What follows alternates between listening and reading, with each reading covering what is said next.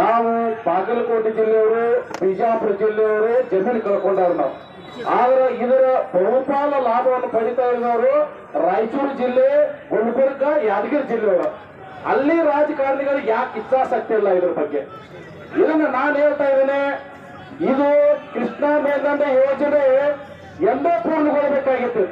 ಇದು ಬೇರೆಯವ್ರ ಮೇಲೆ ಆಪಾದ ನೋಡಿ ತಪ್ಪಾಗ್ತದ. ಇಲ್ಲಿ ಪಕ್ಷಾತೀತವಾಗಿ ಇಲ್ಲಿ ಬಿಜೆಪಿ ಇರ್ಬೋದು, ಕಾಂಗ್ರೆಸ್ ಇರ್ಬೋದು, ಇನ್ನ ಈ ಯೋಜನೆಗೆ ಏನಾದ್ರು ಒಂದು ಕೊಡುಗೆ ಕೊಟ್ಟಾರಂದ್ರೆ ಸನ್ಮಾನ್ಯ ದೇವೇಗೌಡರು ನಾವೆಲ್ಲರೂ ನೆನಪಿಸ್ಬೇಕಾಗ್ತದೆ. ಬಂಧುಗಳೇ, ದೇವೇಗೌಡರು ಕೃಷ್ಣಾ ಮೇಲ್ದಂಡೆ ಯೋಜನೆಗೆ ಕೊಟ್ಟಂತ ಕೊಡುಗೆಯನ್ನ ಈ ಎರಡು ಪಕ್ಷದವರು ಯಾರು ಕೊಟ್ಟಿಲ್ಲ. ನಾನೊಂದು ಪಕ್ಷದ ನೇತಾರ ಕಡೆ. ಆದ್ರೆ ನಾವೇನ್ ಮಾಡ್ತಾ ಇದ್ದೀವಿ ಅಂದ್ರೆ ಇವತ್ತು ಪಕ್ಷಾತೀತ ಮಾಡಕ್ಕೆ ನಾವು. ಅದಕ್ಕೆ ಬಂಧುಗಳೇ, ನಾನು ವಿನಂತಿ ಮಾಡ್ತಾ ಇದ್ದೇನೆ, ಉತ್ತರ ಕರ್ನಾಟಕ ಭಾಗದ ನಮ್ಮ ಪ್ರತ್ಯೇಕ ರಾಜ್ಯ ಆಗಲಿಲ್ಲ ಅಂದ್ರೆ ಇಲ್ಲಿ ಎಂದೂ ಬೇಡಿಕೆ ಇರೋರು ನೀವೆಲ್ಲರೂ ಆಗ್ತೇವೆ. ಎಂದೂ ಸುಮ್ಮನೆ ಎಲ್ಲರೂ ಮಾತಾಡ್ತಾರ.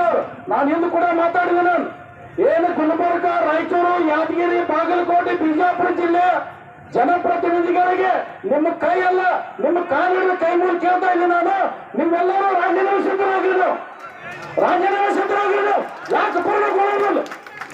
ಯೋಜನೆ ಜಾರಿಯಾದ ಕೇವಲ 360 ಕೋಟಿ, ಇವತ್ತು 3 ಲಕ್ಷ ಕೋಟಿ ಕೊಟ್ಟರು ಕೂಡ ಪೂರ್ಣಗೊಳ್ಳಲಿಲ್ಲ. ಯಾಕೆ ಪೂರ್ಣಗೊಳ್ತಾ ಇಲ್ಲ? ಇದು ನಮ್ಮ ರಾಜಕಾರಣಿಗಳ ಇಚ್ಛಾಶಕ್ತಿ ಕೊಡ್ತಾ ಇದೆ.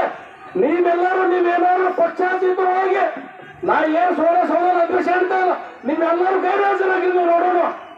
ಗೈರಾಜಾಗಿದ್ದು ಗುಲ್ಬರ್ಗ, ಯಾದಗಿರಿ ಜಿಲ್ಲೆಯವ್ರಿಗೆ ಯಾಕೆ ಮಾಡಿದ್ರು? ಹಂಗಿಲ್ಲ ಅಂದ್ರೆ ನೀರು ಬಂದ್ ಮಾಡ್ರಿ ಅವ್ರಿಗೆ.